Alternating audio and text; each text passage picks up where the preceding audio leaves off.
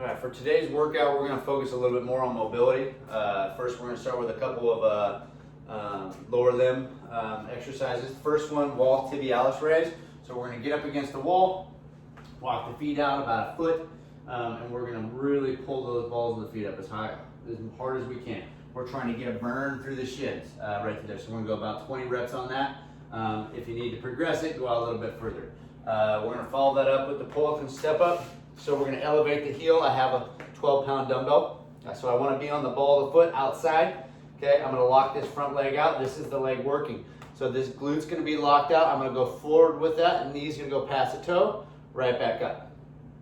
We're gonna go 20 reps non-stop on that. We're trying to really target strengthening through here. If that's too difficult, then we can kind of relax that glute and go more straight down with that.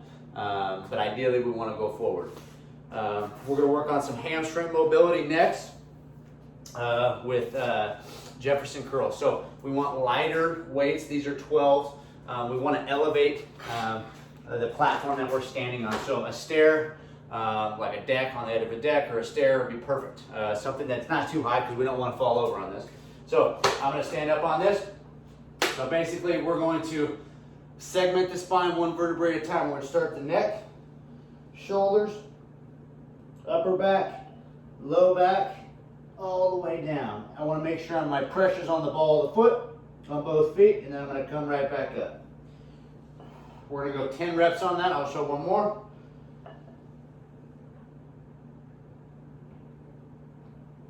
We're really trying to get below those toes without bending the knees on that, and back up. So you'll really start to feel those hamstrings go. If you feel it in the back at all, you're probably going too heavy with the weight, not segmenting enough. We really want to segment that spine. We're going to follow that up with seated good mornings. This is where we got to get a little creative. So I have a barbell, which is the best way to do it. So I'll show you that first. So we're working on keeping that natural spine on our low back, nice and tall chest, eyes straight ahead. I want the knees or the ankles underneath the knees. So we're going to keep that spine extended. I don't want to round. And I'm going to go forward as far as I can. I'm trying to get to the bench and then back up. This is really going to put a lot of pressure on the hips. So one more right here. I don't want to round that back. If I round, I've gone too far. I want to avoid that last little bit, rounding that low back. So if we don't have a barbell, that's where you can get creative. If you use like a dumbbell, so if you have a dumbbell, you could use that. So you could put that back here and kind of use the same idea. It's not perfect, but it's a little bit better than, it's a pretty decent option. You can also use a backpack. I loaded this up with a little bit of weight. We can kind of have that same idea. So I'm loading that up. Okay, and I'm going to, let's go over this.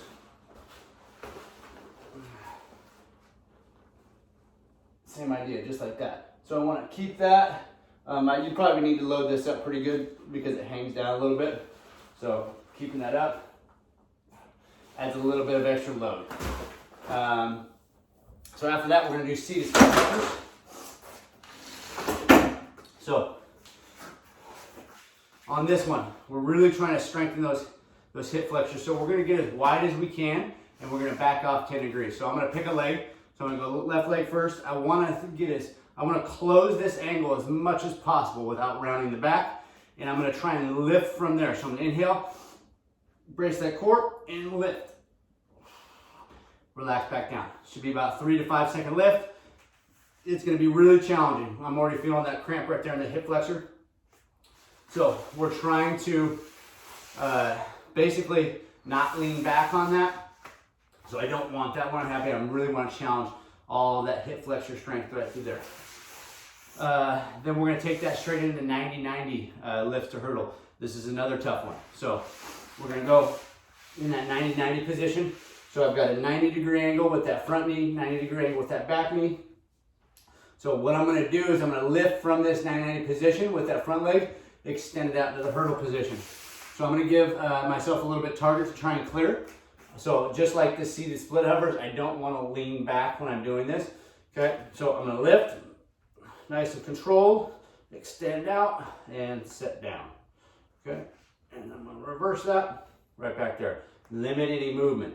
That'll put make it a lot more challenging. If you're moving, this can be pretty easy. Okay, we don't want that. We're trying to really challenge us in those more extreme ranges. So yeah, for upper body, we're going to do swimmer hovers. So I'm gonna just perform these and I'll kind of talk about it. So we're gonna be in the prone position, lying down.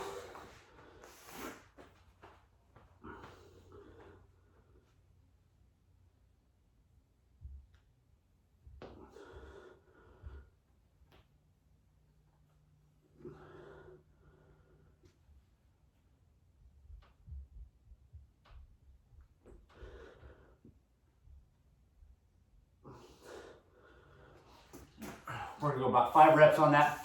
So basically, if you're seeing from this angle, I'm thinking elbows, scaps to the sky, peel the hands off. Hinge at the elbows. So that A position, we're gonna externally rotate all the way to the Y position.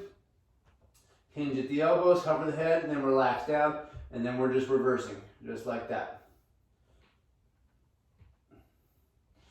All right, that's all I got for the workout for today. Any questions, let me know.